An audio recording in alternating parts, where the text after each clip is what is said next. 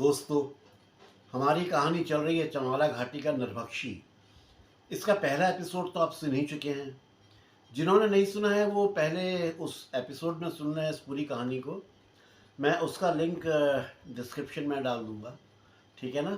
तो आपको पूरा एक फ्लो में कहानी आ जाएगी, अच्छी लगेगी। आज मैं आपके सामने इस घटनाक्रम का दूसरा एपिसोड रखने जा रहा हूँ। उम्मीद करता हूँ आपको ये भी पसंद आएगा, क्योंकि ये पूरा घटनाक्रम बहुत ही रोमांचक है। इसमें एक नरभक्षी की निर्दयता, क्रूरता, चालाकी, हिम्मत और निर्भीकता सब देखने को मिलती है। तो वहीं किसी इंसान के अंदर का खौफ, विवशता, लाचारी, मजबूरी, बेचारापन, ये भी साफ साफ दिखता है। दोस्तों, कहानी के पिछले एपिसोड में आप जान ही चुके हैं कि इस बाघ ने किस तरह से और कितने इंसानों को जान से मार दिया था। कुछ को पूरा खा लिया था, कुछ को आधा खा के छोड़ दिया था। फिर एंडरसन साहब द्वारा बांधे गए एक भैंसे को भी मार दिया था। एक भैंसे को तो पहले किसी बड़े तेंदुए ने मारा था, जिसे एंडरसन साहब ने शूट कर दिया था। लेकिन दूसरे भैंसे को इस बाघ ने मार दिया था, और उसी की जो रस्सी से जिससे उसको बांधा गया था, उस रस्सी को तोड़कर उसे अपने साथ खींच ले गया था। और एंडरसन साहब उसके निशानों का पीछा करते हुए एक ऐसी जगह पहुंच गए थे जो बहुत ही खतरनाक थी, बहुत ही डेंजरस। इन्होंने पेड़ पर बैठे हुए एक कौवे को देखा, जो बहुत शांत होकर के बिल्कुल एक घनी झाड़ियों के अंदर बड़े गौर से देख रहा था, कुछ देखने की कोशिश कर रहा था, बिल्कुल शांत। इनके समझ में आ गया कि बाघ उस भैंसे को जो है वहीं पे लेके गया है और वहीं पे खा रहा है। और ये काफ़ी उसके नज़दीक पहुंच गए थे, तो ये वहाँ से धीरे धीरे पीछे हटे, और पीछे हटने के बाद में ये नाले को पार करके सामने वाले पहाड़ पर चले गए थे। और फिर वहाँ से थोड़ा ऊपर चढ़ के एक इमली के पेड़ पर चढ़ गए थे। अब जो सामने जो बाघ है वो थोड़ा नीचे था, भैंस और बाघ ये थोड़ा हाइट पे थे। लेकिन वहाँ से भी इन्हें झाड़ियों के अंदर का कुछ दिखाई नहीं पड़ रहा था, बड़ी प्रॉब्लम हो रही थी। तो दोस्तों, अब हम चलते हैं कहानी में आगे, ये जानने के लिए कि फिर क्या हुआ, ठीक है ना, कि फिर क्या हुआ। दोस्तों, एंडरसन साहब उस पेड़ की ऊंची डाल पर बैठे हुए थे और एकदम सांस थाम कर जो है उसका इंतज़ार कर रहे थे कि यार निकले तो मारे। मन में उनके यही उम्मीद थी कि शायद थोड़ी ही देर में बाघ झाड़ियों से बाहर निकलेगा, और जब वो बाहर आएगा तो जंगल में कोई ना कोई प्राणी या कोई ना कोई परिंदा उसे ज़रूर देख लेगा, और एक अलर्ट कॉल देकर उसकी हर हरकत की, जो भी वो हरकत कर रहा है उसकी खबर इन्हें दे ही देगा। इन्हें मिल जाएगी उसकी खबर, जो अलर्ट कॉल से पता चल जाएगा क्या हो रहा है, कहाँ पे है, किस दिशा में जा रहा है, सब पता चल जाएगा। सूरज भी अब तक काफ़ी ऊपर आ गया था, और एंडरसन साहब सोच रहे थे कि जब बाघ अच्छी तरह से पेट भर लेगा तो ज़रूर उम्बाल मेरू का जो जलाशय है उसकी तरफ पानी पीने जाएगा, और जब वो पानी पीने जाएगा तो शायद इन्हें उस टाइम उसे शूट करने का मौका मिल जाएगा। अब ये पेड़ की डाल पर बैठे बैठे मतलब यही सब कुछ सोच ही रहे थे कि तभी बाईं ओर से करीब मात्र 100 गज की दूरी पर एक लंगूर ने अचानक एक खास किस्म की जो इनकी अलर्ट कॉल होती है वो दे दी। अब ये आवाज़ जो थी बहुत तेज और बड़ी बेचैन करने वाली थी। वो जो चीख थी उसके साफ साफ बता रही थी कि बाघ अब अपनी जगह से निकल चुका है। बाघ राज, जंगल का राजा, निकल चुका है, और जंगल के जो रखवाले हैं उनकी पैनी नज़रों में आ गया है। यही लंगूरी सबसे बड़े रखवाले होते हैं। अब एंडरसन साहब भी पेड़ से नीचे उतरे, ये पूरा अलर्ट होकर के सतर्कता के साथ नीचे उतरे, ताकि इन्हें भी जो है बाघ की एक झलक मिल जाए। अब एक बात देखिए दोस्तों, जो लोग भारत के घने जंगलों से परिचित नहीं हैं उनके लिए ये जानना बड़ा एक दिलचस्प होगा कि ये लंगूर, ये हमारे जंगलों के जो है ना, ये सच्चे और भरोसेमंद पहरेदार होते हैं। जैसे ही इनकी नज़र में कोई बाघ या तेंदुआ आता है तो ये तुरंत अपनी एक ख़ास तरह की एक जो आवाज़ होती है, एक अलर्ट कॉल जो होती है, उसको देकर के पूरे जंगल को सावधान कर देते हैं, पूरी सूचना फैला देते हैं जंगल में ये। लेकिन एक बात और सच है कि इन लंगूरों का मांस जो है कई आदिवासी जातियों के तो खाती हैं ही हैं, इसके अलावा बाघ और तेंदुए इन्हें भी बड़ा पसंद है। इसलिए जब कभी लंगूर को का कोई झुंड नीचे ज़मीन पे उतरता है, तो उनमें से एक जो सबसे होशियार और जो अलर्ट मेंबर होता है उस ग्रुप का, वो किसी ऊँचे पेड़ की जो है ना किसी मजबूत डाल पर बैठ जाता है और वहाँ से पहरेदारी करने लगता है। उसकी ड्यूटी है पहरेदारी करना, बाकी सब नीचे हैं ज़मीन में, वो ऊपर टॉप पेड़ में बैठा हुआ है। और जैसे ही उसे कोई हरकत दिखती है जंगल में कहीं पे, तो उसकी पैनी जो निगाहें हैं उस खतरे को ताड़ लेती हैं और वो एक अपनी वो चेतावनी भरी जो आवाज़ होती है, जिसे अलर्ट कॉल जो हम कहते हैं, उसको निकाल कर अपने ये पूरे ग्रुप को, अपने पूरे दल को जो है ये अलर्ट कर देता है और सारे लंगूर फटाफट जो है पेड़ों में चढ़ जाते हैं। अच्छा, इसकी एक खासियत और है, ये तब तक पहरेदारी करता है जब तक कोई दूसरा लंगूर उसकी जगह लेने नहीं आ जाता। तो जब तक नहीं आएगा तब तक अपनी जगह में बैठा रहता है, ना वहाँ से डोलता है ना हिलता है। पूरी जो मुस्तैदी के साथ जो पहरेदारी होती है ना, बिल्कुल वैसे करता है। ज़बरदस्त पहरेदारी जिसे बोलते हैं, जैसी आर्मी में होती है। इन लंगूरों की आवाज़ें जंगल की जो नीरवता है उसमें अक्सर सुनाई देती है, लेकिन जब किसी असली खतरे की आहट होती है तो उनकी चीखें एक कुत्ते की जो भौंक होती है ना, भौंकता है जो कुत्ता, उससे भी ज़्यादा तेज़ और डरावनी लगती है। भयानक तरीके से ये अलर्ट कॉल देता है। लेकिन दोस्तों, जो बात है वो यही ख़त्म नहीं होती। इन चालाक लंगूरों को मात देने के लिए बाघ और तेंदुए भी जो है अपने अपने तरीके निकाल चुके हैं। ये बने समझदार तो वो भी समझदार हो गए। अब जैसे ही बाघ को ये लगता है कि ऊपर बैठा लंगूर उस पर नज़र रख रहा है और बाकी का जो झुंड है वो सतर्क हो चुका है, तो बाघ क्या करता है, वो भी अपनी जो है ना स्टाइल चेंज कर लेता है, अपनी चाल जो है बिल्कुल बदल लेता है। अब वो ये देखता है कि सबसे ज़्यादा लंगूर किस पेड़ पर बैठे हैं। जब उसे समझ में आ जाता है कि फलाने पेड़ में सबसे ज़्यादा लंगूर बैठे हैं, तो वो अचानक से बहुत ज़ोरदार दहाड़ के साथ भागते हुए आता है और ऐसे छलांग लगाता है जैसे वो पेड़ पे चढ़ जाएगा। अब उसकी ज़ोरदार दहाड़, खुला जबड़ा बिल्कुल ऐसे जो खुलता है और उसकी आँखों की जो दहशत होती है, ये सब देखकर झुंड के में जो लंगूर जो बैठे हुए होते हैं वो बिल्कुल बुरी तरह से घबरा जाते हैं और लगता है कि ये चढ़ गया पेड़ में अब, और घबराहट में गलती कर बैठते हैं। या तो वो किसी और पेड़ पर छलांग लगाने की कोशिश करते हैं या फिर वो जो है वो नीचे गिर जाते हैं।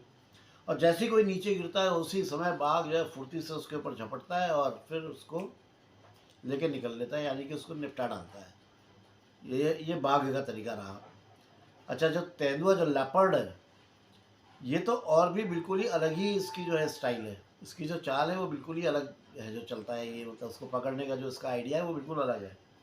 क्योंकि तेंदुआ पेड़ में चढ़ जाता है ना, तो ये तो खुद पे पेड़ पे चढ़ जाता है और ऊपर लंगूर क्या, इसको जब एक उस चढ़ते हुए देखता है तो एक डाली से दूसरी डाली में छलांग मारता है, तो ये भी उधर छलांग मारता है, वो इधर छलांग मारता है, ये भी इधर छलांग मारता है। तो ऐसा जो है 3-4 बार करता है और उसके बाद फिर ये एक डाली पर रुक कर बैठ जाता है एक मौके की तलाश में। और उधर लंगूर क्या करता है, वो बार बार छलांगे मारता रहता है, इधर उधर इधर उधर इधर उधर, मतलब वो रुकता नहीं है। और जैसे ही तेंदुए को सही मौका मिलता है, वो फट से उस पर झपट पड़ता है और उसका शिकार पूरा हो जाता है। तो ये अपने बड़े दिमाग का इस्तेमाल करता है तेंदुआ। खैर यार, ये तो जंगल की काली रीत है जो हर रोज़ ही घटती रहती है किसी ना किसी जंगल में, अभी भी घट रही होगी। हम तो लौटते हैं अपनी असली कहानी की तरफ, है ना, चमाला घाटी का नरभक्षी। तो अब तक एंडरसन साहब बाघ को अपनी आंखों से देख चुके थे और इन्हें भी ये यकीन हो गया था कि बाघ ने भी इन्हें देख लिया है। जो टाइगर था उसने भी इन्हें देख लिया था और इन्होंने भी उसको देख लिया था। अब जब दोनों ने एक दूसरे को देख लिया था तो ऐसी हालत में उस बाघ के पीछे जाना तो बड़ा खतरनाक भी था और बेकार भी था, क्योंकि ये भी हो सकता था कि बाघ जो है इनको डॉज दे और कहीं किसी घूम करके किसी झाड़ियों के बीच में जाके छिप जाए, अपनी पोजीशन ले ले, और जैसे ही ये उसकी रेंज में आए तो वो इनके ऊपर छलांग मार दे, इनके ऊपर झपट पड़े। अब ये सोचकर एंडरसन साहब बहुत धीरे धीरे, बिल्कुल जो होता है अलर्ट होकर के, बिल्कुल सावधानी के साथ धीरे धीरे पीछे की ओर हटने लगे। अब इन्होंने कहा पीछे को हटो यार, आगे नहीं चलो, पीछे को चलो। अब इन्हें उस जगह की तलाश थी जहाँ पर बाघ ने अपना वो शिकार छिपाया हुआ था, यानी कि उस भैंस को छिपाया हुआ था। इनका आइडिया था कि वो भैंस जो है यहीं कहीं आसपास ही होगी उसकी बॉडी।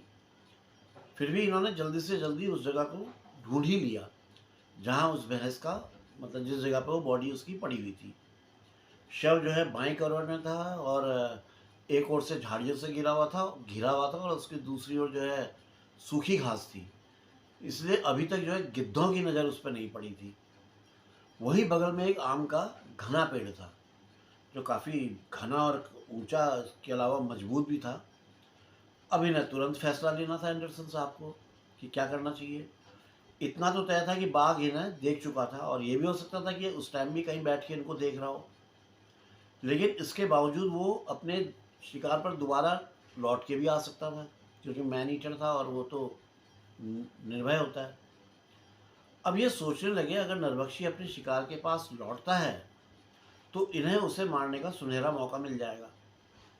लेकिन उसके लिए इन्हें जो है वहीं कहीं किसी पेड़ पर चढ़ के कहीं पे अपना घात लगानी पड़ेगी और इंतज़ार करना पड़ेगा। अब ये कितना लंबा इंतज़ार होगा इस विषय में कुछ नहीं कहा जा सकता था। वो कब आएगा, आएगा कहाँ आएगा कि नहीं आएगा, आएगा कितनी देर में आएगा, तो मतलब कुछ नहीं कहा जा सकता था। इंतज़ार बहुत लंबा भी हो सकता था। अब मुश्किल ये थी कि इनके पास ना तो टॉर्च थी, ना ठंड से बचने के लिए कोई ब्लैंकेट, कोई कंबल, और ना ही कुछ खाने पीने का सामान, क्योंकि ये तो सुबह सुबह निकल आए थे। और सबसे बड़ी बात ये थी कि इस बात की कोई गारंटी नहीं थी कि वो नरभक्षी अपने शिकार पर आएगा ही आएगा, क्योंकि वो भी एंडरसन साहब को अपने शिकार के पास देख चुका था। और आप जानते हैं कि एक नरभक्षी कितना चालाक होता है। चाहे तेंदुआ हो चाहे बाघ, अगर वो इंसान को आसपास देख ले तो दूर चला जाता है। और ये भी संभावना थी कि वो कहीं किसी झाड़ी में छुपा बैठा हो और इनकी हर हरकत को या नोटिस कर रहा हो, इनकी सांसें गिन रहा हो, जैसा मैंने पहले बताया था कि बेटा जैसे ही मौका मिलेगा तेरे को दौड़ लूँगा। अगर ये पेड़ में चढ़कर उसका इंतज़ार करते हैं तो फिर इन्हें सारी रात जो है पेड़ पे ही गुजारनी पड़ेगी, क्योंकि अंधेरी रात में जंगल से निकलकर अपना पुली बोनू तक लौटना तो जैसे नरभक्षी के जबड़े में अपने आप को खुद ले जाना होता, चल के जाना होता। और अगर अपनी गाड़ी तक जाते तो लौटने में देर हो जाती, और तब तक हो सकता था कि बाघ अपने शिकार को वहाँ से उठाता, कहीं और उठा ले जाता, कहीं और छिपा देता। तो इनके लिए वो भी थोड़ा सा एक डिसीजन लेना थोड़ा टफ हो रहा था इनको। अब इनके पास दो ही रास्ते बचे थे, या तो खतरे को टालें और वापस लौट जाएं, या वहीं बैठकर सामना करें।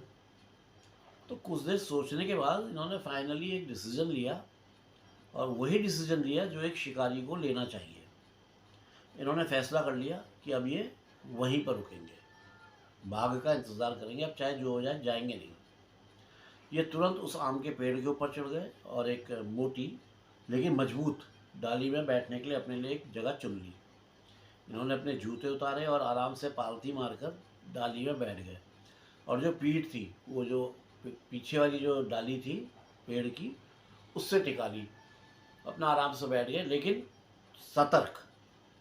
इन्होंने अपनी राइफल सामने की डाली पर धीरे से टिका के रखी हुई थी, ताकि अगर बाघ अचानक सामने आ जाए तो ये बिना देरी के उस पर निशाना साध सके और उसे शूट कर दें। इनके नीचे बाईं तरफ जो है भैंस का शव जो है साफ साफ दिख रहा था। दाहिनी ओर झाड़ियाँ थी और एक थोड़ा सा खुला हुआ मैदान था, लेकिन उस तरफ गोली चलाना बड़ा मुश्किल था। जहाँ ये बैठे थे वहाँ से पीछे की ओर देख पाना भी आसान नहीं था। पेड़ की ऊंचाई करीब 15 फुट रही होगी, और अगर बाघ उस पर चढ़ने की कोशिश करता तो उसे क्या है ना, पहले नीचे की डाली पकड़नी पड़ती, और फिर वो जब वो नीचे की डाली पकड़ता तो वो बिल्कुल राइफ़ल की रेंज में आ जाता, और जैसे ही राइफ़ल की रेंज में आता ये उसे जो है आसानी से शूट कर देते। तो इनका अपना तरीका, तो इन्होंने अपनी तरफ से सही जुगाड़ बना लिया था। उस समय दोपहर के 12:50 हो गए थे। पूरा दिन और पूरी रात अभी इनको वहीं पे रहना था। और दोस्तों, अब ये शिकारी अपने जीवन के सबसे कठिन, सबसे ठंडी और जो धैर्य की परीक्षा होती है ना, ऐसी रात के लिए अपना तैयार होके बैठा हुआ था। यानी कि एंडरसन साहब बिल्कुल अलर्ट, अपना तैयार होके, मानसिक रूप से तैयार होके बैठ गए थे। पेड़ पर बैठे बैठे शाम के करीब 6:30 बज गए। अब ये अब तक का समय कैसे बीता ये सब बताने का कोई मतलब नहीं है, क्योंकि वो एक ऐसा एहसास है जिसे बस वही समझ सकता है जो उस थकान से, उस प्रॉब्लम से, उस पोजीशन से होकर जो निकला हो। इसलिए उस हिस्से को छोड़कर हम सीधे आगे बढ़ते हैं, ठीक है मित्रों। दिन में दिखने वाले परिंदे अब तक अपने अपने घोंसलों में, अपने अपने बसेरों में लौट चुके थे। लंगूरों की जो टोली थोड़ी देर पहले वहीं आसपास थी, वो भी अब दूर जा चुकी थी अपने सबसे बड़े दो दुश्मनों से, यानी कि इंसान और बाघ से। खुद को बचाते हुए वो टोली अपना वहाँ से निकल गई थी। पौने 7 बजे के आसपास आसमान में काफ़ी हद तक अंधेरा उतर आया था, अच्छा खासा। और अब उस पेड़ के नीचे वाली डाली पर बैठा हुआ रात में जागने वाला एक पक्षी, और उसके ऊपर की डाली में बैठे हुए एंडरसन साहब, और वो मरी हुई भैंस। बस ये 3 लोग वहाँ पे मौजूद थे। उस पक्षी की जो है धीमी धीमी आवाज़ जो है सुनाई दे रही थी, जो टक टक टक टक करके कुछ खा पी रहा होगा अपना, जो पेड़ के तने से अपनी कीड़े निकाल रहा होगा। तभी कुछ ऐसा हुआ जो बहुत ही अजीब और शायद ही कभी किसी के साथ घटा हो। एक ऐसा अनुभव जिसे शायद ही किसी ने अपनी आंखों के सामने देखा या कानों से सुना हो, ऐसा अनुभव। दोस्तों, ये बात आप में से कई लोगों ने पढ़ा भी होगा और सुना भी होगा। देखा तो नहीं होगा, इतना मैं गारंटी देता हूँ, लेकिन सुना ज़रूर होगा कि नर सांभर मादा सांभर को बुलाने के लिए खास तरह की आवाज़ निकालता है। ये बात आप जानते हैं। लेकिन क्या आप ये जानते हैं, एक बाघ भी बिल्कुल वैसी ही किसी नर सांभर की आवाज़ निकाल सकता है। बिल्कुल डिट्टो कॉपी कर सकता है, मिमिक्री कर सकता है बिल्कुल। विश्वास करेंगे आप? नहीं ना? तो ऐसे ही एंडरसन साहब को भी इस बात पर पूरी तरह से यकीन नहीं था। उन्होंने भी कभी किसी शिकारी के मुंह से सुना था कि बाघ ऐसा ऐसा करता है, टाइगर जो है सांभर की आवाज़ निकालता है, लेकिन इन्हें खास विश्वास नहीं था। लेकिन करीब पौने 7 बजे जब अंधेरा धीरे धीरे गहराता जा रहा था, तभी इनके सामने की एक घनी झाड़ी में से एक अलग सी आवाज़ सुनाई दी।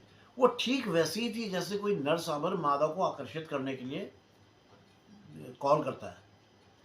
और उसके अगले ही पल झाड़ियों के बीच से एक भारी और पूरे कॉन्फिडेंस से भरा हुआ एक पूरा टाइगर बाहर निकल करके आ गया, अपनी राजसी जो चाल होती है उससे निकल के बाहर। यार, अब यहाँ पे ध्यान देने वाली बात ये है कि उन झाड़ियों में अगर सच में कोई सांभर रहा होता जहाँ से बाघ निकला, तो बाघ की आहट से वो पहले ही डर कर वहाँ से भाग जाता। और जब वो भागता तो उसके भागने की आवाज़ भी ज़रूर सुनाई पड़ती, उसके टापों की टक ठक खट फड़ फड़ जो भी आवाज़ होती वो ज़रूर सुनाई देती। लेकिन वहाँ ऐसा कुछ भी नहीं हुआ। बस उसकी एक आवाज़ आई और आवाज़ के तुरंत बाद बाघ जो है बाहर निकलते हुए आया। तो ये जो चीज़ें थी ये इस बात को साबित कर रही थी कि सांभर की आवाज़ जो है बाघ ने ही निकाली थी, क्योंकि सांभर हकीकत में तो था ही नहीं वहाँ, तो आवाज़ किसने निकाली? बाघ के अलावा कुछ और था नहीं। अब मगर उसने ऐसा किया क्यों? बाघ ने ये आवाज़ निकालने की ज़रूरत क्यों पड़ी? अब ये जो रहस्य था, ये एंडरसन साहब कहते हैं ये हमेशा रहस्य ही रहा, क्योंकि उसका पेट तो पहले से ही भरा हुआ था। वो किसी शिकार की तलाश में तो निकला नहीं था कि धोखा देने के लिए आवाज़ निकाली हो उसने। एंडरसन साहब लिखते हैं दोस्तों कि वहाँ जो कुछ भी घटा वो वैसा का वैसा ही लिखा जा रहा है इनकी किताब में। ना कोई कहानी बनाई गई है और ना कोई कल्पना करके जोड़ा गया है। जो सब उन्होंने देखा वही सब कुछ उन्होंने यहाँ पे लिखा है। अब इस बात पर कौन क्या सोचता है ये उसका अपना विचार है, लेकिन इतना ज़रूर कहा जा सकता है कि उस दिन के बाद इसको देखने के बाद, इस घटना को देखने के बाद इन्हें इस बात पर पूरी तरह से विश्वास हो गया था कि भाई बाघ जो है सांभर की आवाज़ की नकल कर सकता है, यानी कि वो मिमिक्री कर सकता है। एक बाघ जो है एक सांभर की आवाज़ निकाल सकता है। इस बात पे एंडरसन साहब को भी पूरा पूरा विश्वास हो गया। अब बाघ जो है धीरे धीरे उस मरे हुए भैंसे की बॉडी की ओर बढ़ने लगा। वो शायद भैंसे को कहीं और शिफ्ट करना चाहता था। वो एंडरसन साहब के दाईं ओर से आ रहा था, इसलिए वो कुछ देर तक तो एक मोटी डाल के पीछे छिप गया। मतलब इनकी आंखों के आगे डाल आ गई तो दिखाई नहीं पड़ा। अब वो जैसी डाल के पीछे से निकल कर सामने आया तो एंडरसन साहब ने अपनी राइफल उठाई और सामने की डाल के सहारे पे जो टिकाई हुई थी और टारगेट लिया। बाघ अब तक उस बाईं ओर से उस मरे हुए भैंसे के पास आ गया था और अपने जबड़े से उसे उठाने ही जा रहा था, उसको पिक करने जा रहा था कि वहाँ से शिफ्ट करे। लेकिन उसी पल एंडरसन साहब ने जो है गोली दागी। अब पहली गोली जो है ना उसके दाएं कंधे के नीचे घुस गई और उसके बाद तुरंत इन्होंने दूसरा फायर भी झोंक दिया जो उसकी गर्दन को चीरती हुई निकल गई। एक भारी भरकम शरीर जो है जमीन से टकराया, कुछ देर तक तो छटपटाया, फिर जो है सब शांत हो गया। बाघ मर चुका था। अब पूरी रात भूखे प्यासे ठंड से ठिठुरते इस पेड़ में बैठकर बिताने से अच्छा ये था कि एंडरसन साहब अपनी गाड़ी की ओर निकल जाएं। अब वो पेड़ से नीचे उतरे और कल्याणी नदी के सूखे किनारे की तरफ बढ़ गए। अब तक रात भी जो है काफ़ी घनी हो गई थी, पूरी तरह से उतर आई थी। अगर ये जंगल की जो सकरी पगडंडी है उससे चलते तो ये अंधेरे में हो सकता था कि ये रास्ता भटक जाते, क्योंकि टॉर्च था नहीं, मैंने आपको पहले ही बताया। इसलिए इन्होंने तय किया कि ये नदी के किनारे किनारे पुली बेनू जो जगह है वहाँ तक जाएंगे। हालांकि ये दूरी करीब 6 मील थी, लेकिन इसमें जो है ना खतरा कुछ कम था। जंगल के रास्ते से इसमें खतरा कम था। वैसे तो ये जो नदी वाला जो ये जो रास्ता था ये भी कोई आसान नहीं था। इस रास्ते में बहुत सारी चिकने पत्थर और चट्टानें थी जिनमें चलते हुए ये कई बार फिसले, कई बार गिरे, इनके घुटने तक छिल गए थे। और 3 बार तो इनका जो है 3-4 बार तो पैर मुड़ते मतलब ट्विस्ट हो जाता ना पाँव। ऐसी नौबत भी आ गई थी कि इनका पाँव बच गया, लेकिन हो नहीं पाया, लेकिन नौबत ऐसी आ गई थी। 2-3 बार तो इन्होंने राइफ़ल जो है अपने सर के ऊपर उठा के चले ऐसे, ताकि वो राइफ़ल जो है पत्थरों से टकरा कर कहीं कोई डैमेज ना हो जाए, उसमें टूट टाट ना जाए। हर कदम इनको बहुत फूक फूक के रखना पड़ रहा था। करीब 4 घंटे की जद्दोजहद के बाद ये आखिरकार जो है पुली बेनू पहुंच ही गए। और जब ये गाड़ी में बैठ रहे थे उस वक्त रात के 11:10 हो चुके थे। जंगल में आधी रात हो चुकी थी। शहरों में 11:10 कोई वैल्यू नहीं होते, लेकिन पहाड़ों में जंगलों में बहुत आधी रात है ये। अब आप सोच रहे होंगे कि बाघ के मारे जाने के बाद अंदर एंडरसन साहब को बड़ी खुशी हो रही होगी। नहीं दोस्तों, असलियत तो कुछ और ही थी। इनके मन में एक शंका थी कि यार जो मारा गया बाघ है क्या वाकई में वो नरभक्षी था, या कोई बेचारा निर्दोष बाघ इन्होंने मार दिया है। ये बड़ी, वो कहते हैं कशमकश की वो जो पोजीशन होती है, बड़ी कन्फ्यूज़न वाली पोजीशन में थे। यार ये वही है नहीं है क्या है, मतलब एंडरसन साहब को बड़ा अजीब सा लग रहा था। अब आप लोग भी ज़रा ध्यान से इसको समझने की कोशिश कीजिएगा, समझिएगा। सबसे पहले तो ये बात साफ थी कि जो भैंस मरी हुई मिली थी वो इसी बाघ ने उसे मारा था, ये बात तो क्लियर थी।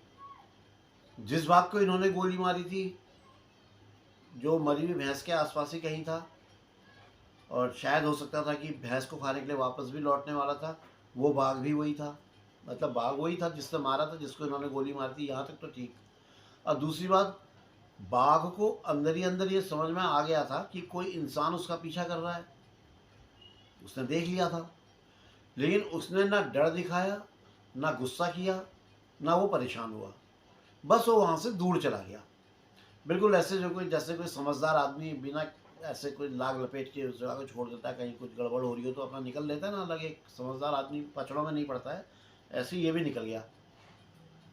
तीसरी बात, जब उसे इंसानों की, ये इंसान की मौजूदगी का हल्का सा भी एहसास हो गया था, तो उसने लड़ाई लड़ने की या किसी तरह का हमला करने की नहीं सोची। मैनीटर होता तो हमला करता, वो चुपचाप वहाँ से चला गया। और चौथी सबसे हैरान करने वाली बात, उसने जो आवाज़ निकाली वो ऐसी थी जैसे कोई नर सांभर अपने साथी को बुला रहा हो। मतलब ये बाघ शिकार करने के लिए सांभर की नकल कर रहा था, और ये काम जो है यार कोई चालाक, होशियार और दिमाग वाला बाघ ही कर सकता था, ना कि किसी तरह से घायल या कोई मतलब कमज़ोर बाघ। तो एंडरसन साहब ने जो निष्कर्ष निकाला उससे उनको साफ साफ लग रहा था कि ये बाघ नरभक्षी नहीं था। अगर नरभक्षी होता तो कहीं घात लगा के इन पर अटैक जरूर करता, कोशिश करता, कुछ ना कुछ करता, ऐसे एकदम सामने नहीं आता इनके।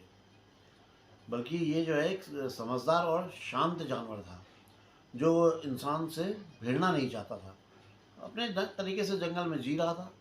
इन्होंने उसको निपटा दिया, इन्होंने उसको मार दिया, गलत बाघ मार दिया। ये इनके दिमाग में यही चल रहा था। उस वक्त जब ये अंधेरे में नदी पार कर रहे थे तब तक तो इन्हें जरा भी शक नहीं था, लेकिन जब ये सुरक्षित लौट के आ गए तो इनके मन में यार ख्याल बार बार घूम रहा था, अगर वो सच में नरभक्षी होता तो रास्ते में कहीं पर भी उन पर हमला कर सकता था, और हमला करने से भला उसको कौन रोक सकता था। उस अंधेरे में जब ये आ रहे थे तो ये बड़े कंफ्यूज हो गए थे यार कि ये मामला क्या है। खैर, सुबह होते ही एंडरसन साहब कुछ लोग को, गांव वालों को, कुछ लोगों को लेकर उस मरे हुए बाघ के पास गए और फिर उसकी बॉडी को लेकर नागपाटला आ गए। गांव वालों ने जब बाघ को देखा तो वो बड़े खुश। अब उन्हें पूरा विश्वास हो गया था कि भैया ये नरभक्षी बाघ मारा गया। सब खुश, सब बिल्कुल नाच रहे, मस्त हो गए, खुश हो गए, सिवाय एंडरसन साहब के, क्योंकि इनके दिमाग में तो इस बाघ के नरभक्षी होने का शक था ना। इनको तो विश्वास ही नहीं हो रहा था कि ये बाघ नरभक्षी है। और जब उसकी खाल उतारी गई तब एंडरसन साहब की नज़र एक अहम बात पर गई। बाघ के शरीर पर ना तो कोई पुरानी चोट थी, ना कोई ऐसी निशानी जो उसे नरभक्षी साबित करती थी। अब उन्हें पूरी तरह यकीन हो चला था कि असली जो मैन ईटर है वो अभी मरा नहीं है, वो भैया वो अभी भी जिंदा है, उसको नहीं मारा गया है, वो जिंदा है। और उसी शाम एंडरसन साहब बेंगलोर के लिए अपना वापस निकल गए। रास्ते में एक रात इन्होंने चित्तूर के जो कलेक्टर थे उनके साथ बिताई, और कलेक्टर साहब को सारा जो घटनाक्रम था, ये सारी घटना घटी थी, ये विस्तार से बताई कि कैसे क्या क्या हुआ, किस तरह से इन्होंने बाघ को शूट किया। साथ ही इन्होंने इस बात को भी क्लियर किया कि इन्हें डाउट है कि जो मारा गया बाघ है वो नरभक्षी बाघ है। इनके अंदर एक डाउट है और इनको लग रहा है कि इन्होंने किसी दूसरे बाघ को मार दिया है, मैन ईटर अभी भी जिंदा है। और एंडरसन साहब ने उनसे वादा ले लिया कि अगर फिर कोई जानवर इंसान पर हमला करे, कोई बाघ किसी इंसान पर हमला करे, तो कलेक्टर साहब जो है तुरंत जो है इनको सूचित कर दे, टेलीग्राम भेज दें और इनको सूचित कर दें। और दोस्तों, वही हुआ जिस बात का इन्हें शक था, जिसका इन्हें डर था, वही हुआ। 11वें दिन दोपहर में इन्हें एक टेलीग्राम मिला कि चामला दरी और नागपाटला के बीच 1 मील दूर के जो रिजर्व फॉरेस्ट का जो एरिया है, वहाँ एक औरत घास काट रही थी, उसे एक बाघ उठाकर ले गया, मतलब एक बाघ उठा ले गया। एंडरसन साहब का जो शक था वो पूरी तरह से यकीन में बदल गया, और इन्होंने अपनी गलती तो पहले ही स्वीकार कर ली थी कि वही इन्होंने नरभक्षी को नहीं बल्कि किसी दूसरे बाघ को नरभक्षी समझ के मार दिया था। तार मिलते ही उसके अगले दिन दोपहर में ये नागपाटला के फॉरेस्ट बंगले में जाने की तैयारी करने लगे। फिर अगली सुबह इन्हें, हाँ, ये नागपाटला फॉरेस्ट बंगले पहुंच गए। फिर अगली सुबह इन्हें उस जगह ले जाया गया जहां वो औरत मारी गई थी। इन्हें बताया गया कि वो औरत पास की झाड़ियों से घास काटकर पेड़ के नीचे घास का जो है गट्ठर बांध रही थी कि तभी जंगल से एक जगह से चुपचाप बाघ जो है अपना आया और उसने छुपकर महिला पर हमला कर दिया। अब जैसे ही उसके ऊपर हमला हुआ तो वो बहुत ज़ोर से चीखी, और जब वो चीखी तो उससे 100 गज की दूरी पर उसके एक साथ की जो औरत थी वो काम कर रही थी। उसने घूम के देखा तो उसकी नज़र इस पर पड़ी, तो उस टाइम उसने देखा कि बाघ ने इसकी दोस्त को जो है गर्दन को उसके जबड़े में दबा रखा है और उसको लेके जा रहा है। अब ये देख करके यार ऑब्वियसली दूसरी औरत बुरी तरह से घबरा गई और वहाँ से भागी और सीधे नागपटला पहुँची। फिर वहाँ से ये खबर रंगमपेट, वहाँ से चंद्रगिरी के तहसीलदार, और फिर तहसीलदार से होते हुए चित्तूर के जो कलेक्टर साहब थे उन तक पहुँची, और कलेक्टर साहब ने तार के जरिए एंडरसन साहब को बुलवा लिया। दोस्तों, कलेक्टर साहब ने एंडरसन साहब को तार तो कर दिया था, लेकिन क्या कलेक्टर साहब के दिमाग में कहीं पे ऐसा था कि एंडरसन साहब आएंगे या नहीं, या एंडरसन साहब के दिमाग में क्या चल रहा होगा कि यार मैं कब जाऊं वहाँ, कितने दिनों के बाद जाऊं, और जिस महिला को बाघ ने मारा था वही नरभक्षी था या कोई दूसरा बाघ नरभक्षी हो गया था, या इस एरिया में अब 2 बाघ जो है मैन ईटर हो गए थे। बड़ी अजीब सी विडंबना हो गई थी इनके लिए। चमारा घाटी के लोगों का क्या हाल हो रहा होगा वो तो कल्पना से परे है। अगर आपके इन सारे सवालों के जवाब चाहिए हैं तो बस आप इंतज़ार कीजिए संडे तक का, अगले एपिसोड का, और बने रहिए उत्तरांचल डायरीज़ के साथ। दोस्तों यार, ये आपका अपना चैनल है, इससे आप लोगों के आशीर्वाद की बहुत ज़रूरत है, और इधर मैं देख रहा हूँ आप लोग थोड़ा आशीर्वाद देने में कंजूसी कर रहे हैं। ऐसा मत करो यार। यार वैसे सच बात बताऊँ दोस्तों, चैनल तो बस एक बहाना है यार। सच्चाई तो ये है कि मैं जो पिछले 10 सालों से बिस्तर में पड़ा हूँ ना, उस वजह से मैं और मेरी जो फैमिली है ना, ये हर तरह से टूटते जा रहे हैं, बिल्कुल टूट गए हैं यार। शारीरिक रूप से तो मैं जो है 17 अप्रैल 2015 के दिन, जब मेरा एक्सीडेंट हुआ था और मेरी ये स्पाइनल कॉर्ड डैमेज हो गई थी, उसी दिन हो गया था। मगर धीरे धीरे मानसिक और आर्थिक रूप से भी टूट चुका हूँ दोस्तों। अर्निंग का कोई रास्ता है नहीं, लेकिन एक्सपेंसेस क्या कहूँ यार। 1 महीना हो गया है, फिजियोथेरेपी मैंने बंद करवा दी है, क्योंकि उसको देने के लिए पैसे नहीं हैं। आगे क्या होने वाला है ये बात मैं नहीं जानता हूँ, मुझे कुछ नहीं पता है यार। मैं कोशिश कर रहा हूँ कि यूट्यूब के माध्यम से कुछ अर्निंग शुरू हो जाए, तो शायद कुछ अपना इलाज कर सकूँ और एक सामान्य ज़िंदगी आप सभी लोगों की तरह जी सकूँ। और इसीलिए हर वीडियो के लास्ट में मैं आप लोगों से बोलता हूँ यार कि प्लीज़ थैंक्स ऑप्शन के माध्यम से कुछ धनराशि चैनल को डोनेट करें। एक्चुअली वो एक तरह से मैं मांग रहा होता हूँ, और ये बात तो पूरी तरह से सही है कि मेरा जो भी ट्रीटमेंट है वो आप लोगों के आशीर्वाद और सहयोग के बिना नहीं हो सकता है। इसलिए आप सभी लोगों से यार गुजारिश करता हूँ कि चैनल के जो प्रचार प्रसार है इसको करने में मेरी यार हेल्प करो। चैनल को सब्सक्राइब करवाओ, लोगों से लाइक करवाइए, अधिक से अधिक शेयर करें, कमेंट्स भी करिए। और यार सबसे ज़रूरी अपने भगवान अल्लाह ताला, जीसस, वाहेगुरु जी, या जिस शक्ति को भी आप मानते हैं, जिस पर भी आपको विश्वास हो, उस शक्ति से मेरे लिए ज़रूर दुआ मांगिएगा, मेरे लिए प्रार्थना कीजिएगा कि मैं जल्दी ठीक हो जाऊं। और दोस्तों, अगर आप में से कुछ कुछ